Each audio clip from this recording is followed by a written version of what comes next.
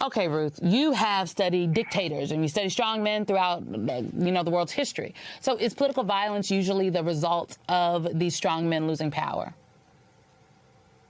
Yes, this is part of the strongman playbook. These people cannot leave office quietly, in part because they're corrupt and they fear prosecution. And in fact, in this situation, Lula da Silva, new president's already in office.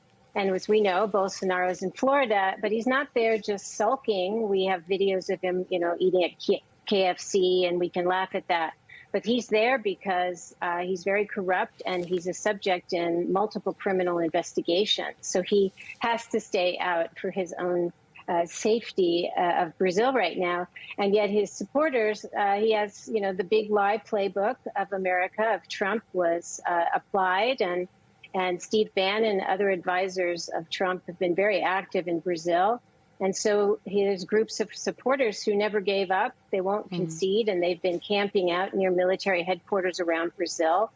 And they had a base now to attack the three branches of government to show just what they think of democracy.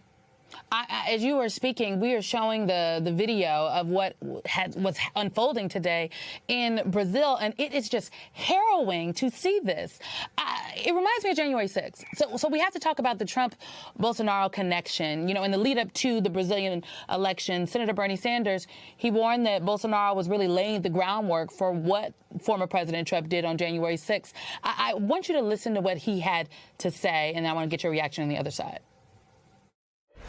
He's laying the groundwork. It's no great secret, Ben. I think your view is this. What he's doing is what Trump did. He's laying the groundwork to say, look, and it's what Trump did. This is a fraudulent election. I won, and I will not accept the results.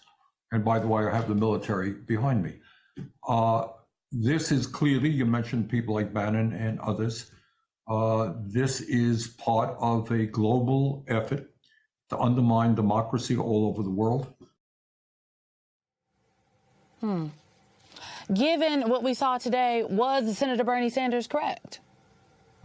Absolutely. And there's two things to say about this. One is that this is a huge deal. This was the biggest attack on democracy in Brazil since the military coup of 1964, which brought about a horrible 20-plus year dictatorship with torture, disappearance of thousands of people. So this means a lot. And Brazilians, it didn't end until 1985.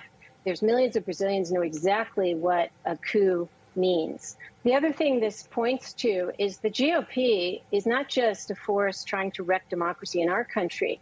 It's acting as a rogue force around the world, propping up autocracies. It's not just Bannon. And by the way, Eduardo Bolsonaro, his son, was in D.C. on January 5th. And there's a whole shared coup knowledge, just as there was in the age of military dictatorships with Operation Condor, which was this terror consortium where they shared tips on how to have coups and tortures. And there's this knowledge today that's shared about how to wreck democracies, and the big lie playbook is part of this.